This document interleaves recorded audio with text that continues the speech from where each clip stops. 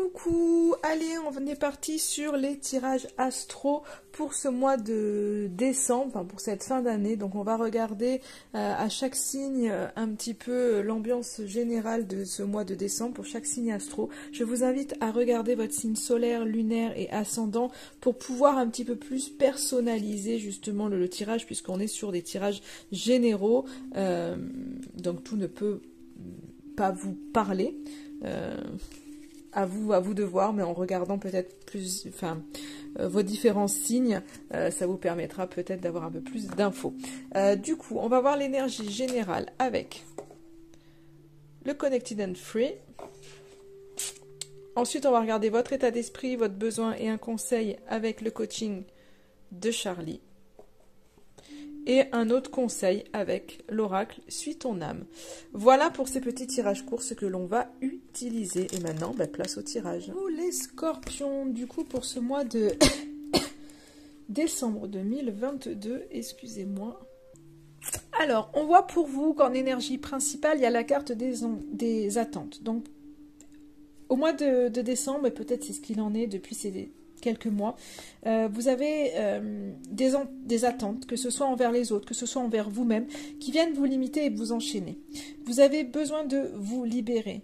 Vous avez besoin de libérer en fait aussi vos relations de toutes ces contraintes par rapport aux attentes que vous avez.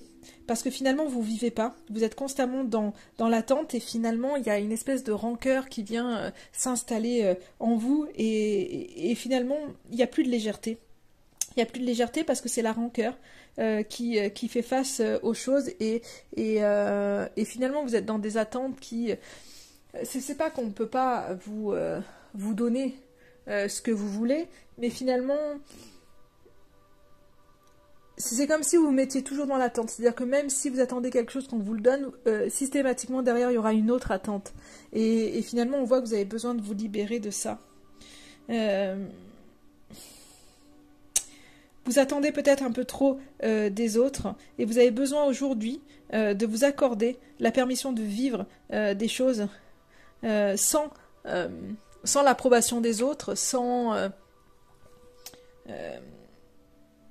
que ce soit les autres qui gèrent en tous les cas, de faire des choses seuls, vous. Et voilà, donc je pense que vous êtes un peu limité et que...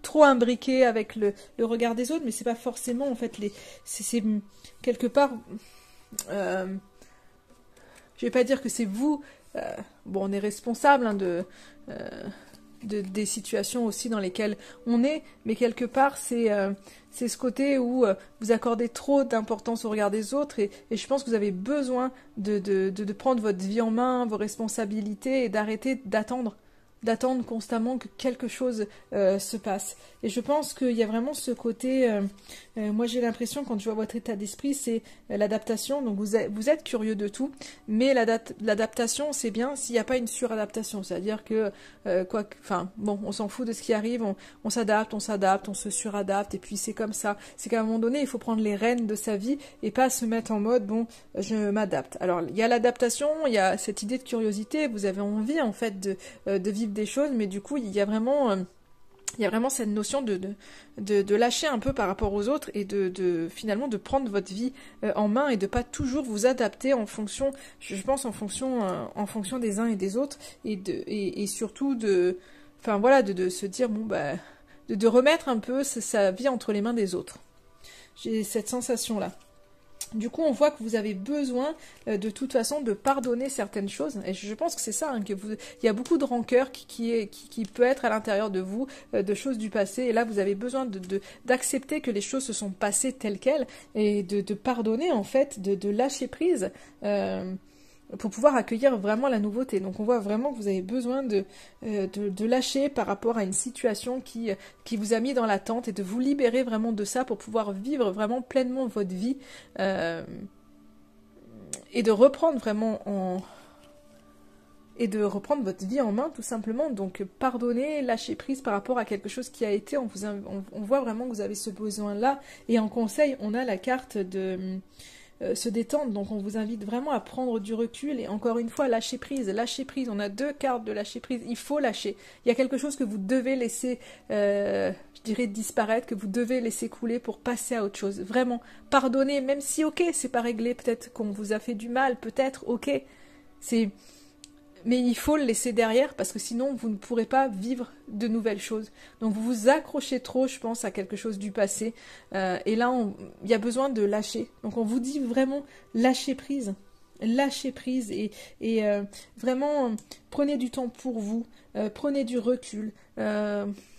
Restez zen par rapport aux choses. Mais c'est moi cette idée vraiment de lâcher prise et de prendre du recul pour pouvoir vraiment partir vers de la nouveauté pour 2023. Donc prenez soin de vous aussi, mais c'est vraiment ce côté laisser les choses. Il faut vraiment laisser les choses. Donc détendez-vous, restez zen, tout va bien se passer. On peut laisser le passé derrière soi.